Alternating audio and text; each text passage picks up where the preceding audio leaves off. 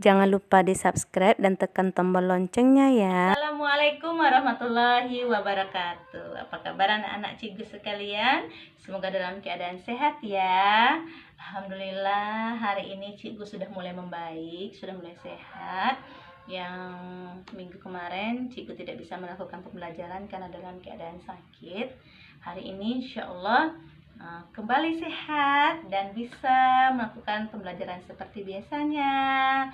Ya, hari ini kita akan melakukan pembelajaran kimia. Nah, pembelajaran kimia hari ini kita masuk pada bab yang baru ya, yaitu pada hukum dasar kimia dan perhitungan kimia.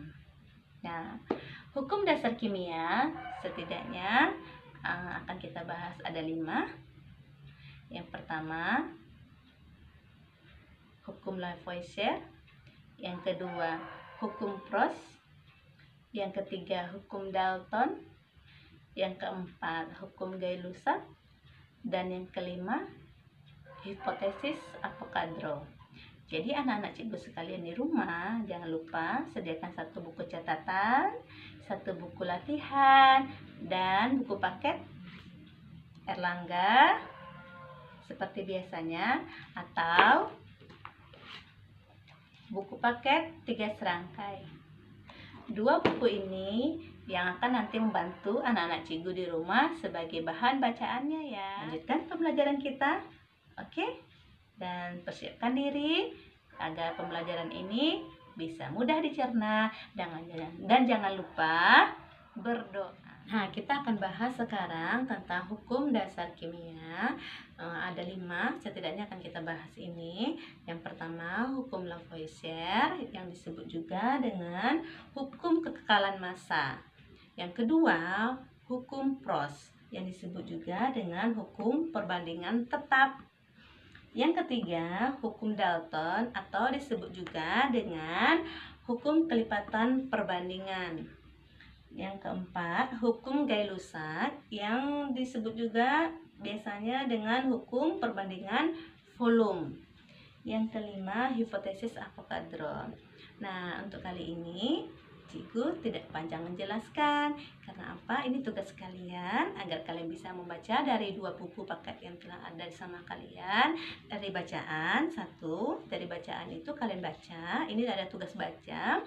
Kemudian juga menggunakan akses internet, baik itu dari Google atau aplikasi yang lainnya untuk menambah materi itu. Jadi tugas kalian pertama, tugas baca ini ya, untuk menambah wawasan keilmuan kalian. Apa yang dimaksud dengan hukum Lavoisier itu? Bagaimana sih hukum kekekalan massa yang dimaksud? Jadi setelah kalian baca tugas baca ini, maka kalian bisa menyimpulkannya melalui lewat catatan. Paham ya? Kita lanjutkan ya sekarang tentang stoikiometri atau perhitungan kimia yang sederhana. Nah, sebelum kita lanjutkan perhitungan ini, maka Cikgu mengingatkan, masih ingatkan anak-anak Cikgu apa itu unsur? Ya, unsur itu adalah zat tunggal yang paling sederhana. Contohnya seperti H2,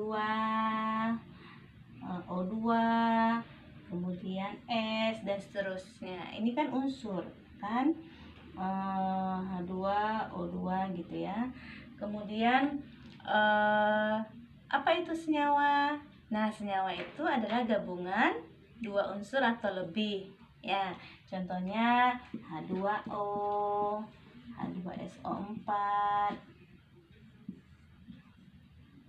Nah, sekarang kita lanjutkan materinya. Setelah kita tahu apa itu unsur dan senyawa, sekarang ada namanya istilah AR. AR atau MR. AR ini adalah massa atom relatif, sedangkan MR adalah massa molekul relatif, di mana AR ini sudah diketahui di dalam tabel periodik unsur. Ya, dalam tabel periodik unsur yang minggu lalu kita sudah bahas bahwasanya tabel periodik unsur itu sudah ada nama-nama unsur seperti hidrogen, oksigen, sulfur. Nah, dalam tabel itu juga sudah diketahui nilai AR-nya, massa atom relatifnya. Massa atom relatif itu massa satu atom dalam satu unsur gitu. Nah, jadi AR itu sudah diketahui. Misal contoh kita lihat ya, anak-anak cikgu bisa lihat juga di buku paket. Buku paket itu ada tabel periodik unsurnya kalau tidak salah. Ini seperti ini. Nah, dalam buku paket ini juga sudah ada tabel periodik unsurnya. Perhatikan, misalnya golongan 1A hidrogen. Hidrogen itu AR-nya A1, Li itu 7 gitu. Ya, sedangkan Na 23. Jadi sudah diketahui AR itu dalam tabel periodik unsur. Nah, sekarang misalnya gitu, contohnya gini. Misalnya ARH sama dengan 1, ARO sama dengan 16, ARS 32. Jadi massa atom relatif H, massa atom relatif O, massa atom relatif S, atau massa atom relatif yang lainnya dari unsur-unsur yang lainnya ini sudah diketahui dalam tabel periodik unsur. Ya, bisa kita lihat di situ. Nah, sekarang pertanyaannya, MR. Bagaimana dengan MR? MR itu adalah massa molekul relatifnya. Ini bisa kita tanya, bisa kita cari. Berapakah MrH2O dan H2SO4? Ini ada dua pertanyaan ya. Kita akan mencari MrH2O dan MrH2SO4. Mr itu ingat ya, massa atom relatif ya. Nah, caranya begini, perhatikan. MrH2O sama dengan, perhatikan, H di sini ada berapa? Ada 2 kan? Ada indeks di depan ini, berarti menunjukkan jumlah H. Ya, 2H. Berarti 2 dikali ARH. Paham? 2 dikali ARH ditambah, oh ada berapa di sini? Ada 1. Berarti 1 dikali ARO. Ya, berarti sama dengan 2 dikali ARH. ARH ini, atom relatif H ini bisa kita lihat di tabel periodik unsur yang seperti Cikgu bilang tadi. Jadi ARH atau diketahui di sini. Dan Cikgu buat, berarti ARH sama dengan 1. Berarti 2 dikali 1 ditambah 1 dikali ARO. ARO sama dengan 16. Nah, ini ARO 16. Berarti sama dengan 2 ditambah, kan 2 dikali 1 2. Ya. Terus ditambah 1 kali 16, 16. Berarti 18. Berarti MrH2O sama dengan 18. Paham? Nah, sekarang kita coba soal kedua. Contohnya ya. Sekarang H di sini ada berapa? Ada 2. Berarti 2 dikali ARH. Sekarang ditambah. Jadi antar unsurnya itu ditambah ya. Ditambah. S ada berapa? 1. Berarti 1 dikali ARS. Ada lagi unsur lain? Ada O. Jadi ditambah. O ada berapa? 4. Berarti 4 dikali ARO. Ya. Kemudian 2 dikali ARH berapa? 1. 2 dikali 1 ditambah 1 kali ARS. Berarti 1 dikali 32 tambah 4 dikali ARO. 4 dikali 16. Berarti sama dengan 2 ditambah 32. 2 kali 1 2. 1 kali 32 32 ditambah 4 dikali 16 4. Ya, paham sampai sini? Nah, kita lanjutkan. 2 tambah 32 34. 34 tambah 64 berapa? 98. Paham sampai sini? Semoga paham ya anak-anak cikgu ya. Kita lanjutkan dengan latihan soal untuk uji pemahaman materi anak-anak cikgu. Latihan 1. Tentukan massa molekul relatif dari. Nah, massa molekul relatif ini berarti Mr ya. Dari Al2 SO4 2 kali, aluminium sulfat, dan B. C2H5OH etanol. Nah, cukup 2 soal ini untuk bisa kalian kerjakan di buku latihan. Oke, kita lanjutkan ya. Menghitung persen massa unsur. Nah, kalian catat ini rumus di dalam catatan ya. Rumus pertama yaitu mencari persen massa unsur dalam senyawa X, Y adalah nih. Persen massa unsur sama dengan jumlah atom X. Nah, jumlah atom X dikali ARX dibagi MRXY. MR ini berarti massa molekul relatifnya ya. Jadi usahakan kalian paham dulu mencari massa molekul relatif seperti pelajaran sebelum ini tadi. Dan mudah-mudahan dengan mengerjakan latihan kalian lebih nanti memahaminya dan menguasainya ya. Latihan 1 tadi. Nah, MRXY dibagi MRXY kali 100%. Ini ya rumus untuk mencari persen massa unsur. Sedangkan untuk mencari massa unsur X, masanya, kalau ini kan persen massanya. Kalau untuk mencari massa unsur X itu dalam suatu A gram, dalam suatu unsur A gram, berapa jumlah gramnya gitu ya. Bisa jadi A ini nanti kan 10 gram kah, 5 gram kah, atau 2 gram kan gitu ya. Massa X sama dengan jumlah atom X dikali ARX dibagi MRXY dikali A gram dikali jumlah gramnya berapa ya. Mungkin rumus ini kalian kurang memahaminya, kita bisa masukkan dalam contoh soal ya. 1. Hitunglah persen massa masing-masing unsur yang terdapat dalam metana. Nah, metana itu sendiri nama senyawanya adalah CH4. Berarti metana itu ada unsur apa saja di dalamnya? Ada C dan H.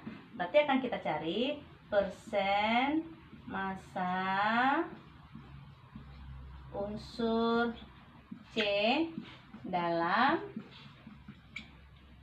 CH4. Nah, jadi ini adalah jumlah atom C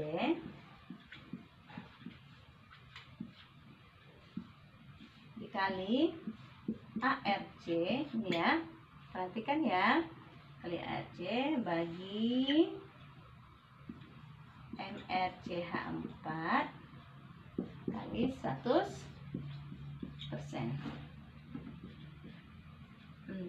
Jumlah atom C ada berapa? 1 kan? Berarti 1 dikali ARC ada berapa? ARC ini kan bisa kita lihat di tabel periode unsur, atau bisa dalam soal itu diketahui. ARC itu 12 per MRCH4. MRCH4 itu 16 kali 100%. Ya, 1 kali 12 berarti kan 12 per 16 kali 100%. Berarti 12 per 16 kali 100%. Ini kita bisa sederhanakan.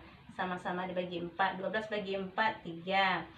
16 bagi 4, 3 per 4. 3 per 4 kali 100%. Yaitu 75%. Jadi kita dapatkan persen massa unsur C itu adalah dalam senyawa CH4 75%. Paham sampai sini? Nah, selanjutnya untuk persen massa, ini kan persen massa C nih ha. Sekarang sama seperti itu juga, berarti jumlah atom H ya. Jumlah atom H ada berapa? 4 dikali ARC ini kita ganti dengan ARH. Berarti kali ARH. ARH sama dengan 1 kali ARH. ARH berapa? ARH sama dengan 1 dikali MR CH4 kali 100%. Berarti 4 dikali 1 per 16 kali 100%. 4 kali 1, 4 per 16 ya, 4 per 16 berarti sama-sama bagi 4 nih bisa nih 1 per 4. Berarti 1/4 dikali 100% adalah 25%. Ini kita bisa sederhanakan. Sama-sama dibagi 4. 4 bagi 4 1. 16 bagi 4 4. Berarti 1/4. 1/4 kali 100% adalah 25%. Ini jadi kita dapatkan persen massa unsur C itu 75% dan persen massa unsur H itu adalah 25%. Paham sampai sini? Oke. Nah, contoh kedua ya, contoh soal kedua. Kalau tadi contoh soal pertama itu adalah mencari persen massa. Sekarang soal kedua itu contohnya itu kita mencari massanya. Berapakah gram? Nah, gram berarti kan massanya. Berapa massa masing-masing unsur dalam 32 gram CH4? Maka yang pertama massa atom C. Kan CH4 itu kan terdiri dari 2 unsur, C dan H. Berarti massa atom C dulu kita cari. Massa atom C dalam CH4 yaitu 1. 1 ini maksudnya jumlah atom C. Jumlah atom C ini ada berapa? Kan cuma ada 1 di sini. Ini kan CH4 ini C-nya cuma 1, berarti 1. Berarti jumlah seperti rumus yang telah kalian catat tadi ya. Jumlah atom C dikali ARC dibagi MR senyawa. Jadi ini kan jumlah atom C. Jumlah atom C-nya ada berapa? 1 dikali jumlah ARC. ARC bisa kita lihat di tabel periodik unsur, jumlahnya angkanya adalah 12. 1 dikali 12 bagi MR. MR ini MrCH4. MrCH4 itu bisa kita dapatkan tadi 16. Berarti 1 dikali 12 per 16 kali nih 32 gram. Kali 32 gram massa CH4. Jadi kita dapatkan 12 per 16 kali 32 gram dapatkan 24 gram. Kemudian massa atom H lagi. Massa atom H. Jumlah atom H ada 4. H ada berapa di sini? Ada 4. Dia kan CH4 nih senyawanya kan. Nah, CH4. Berarti 4 itu adalah milik H. Berarti jumlah atom H ada 4 nih. Jumlah atom H dikali ARH. ARH itu dapat kita lihat tabel periodik unsur itu angkanya 1.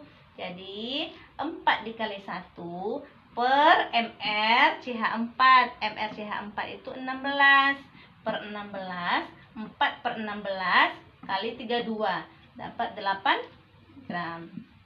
Ya, massa atom H dalam CH4 berarti 8 gram. Oke, mudah-mudahan bisa dipahami ya. Selanjutnya, untuk supaya kalian memahami materi perhitungan persen massa unsur ini, maka cikgu berikan latihan kedua ya, agar kalian bisa memahaminya dengan mengerjakan soal-soal. Kita uji pemahaman anak-anak cikgu lewat latihan 2 ya. Ini soalnya. Ada 2 soal. Silahkan di zoom. Nampak? Sekian detik, sekian menit bisa dilihat.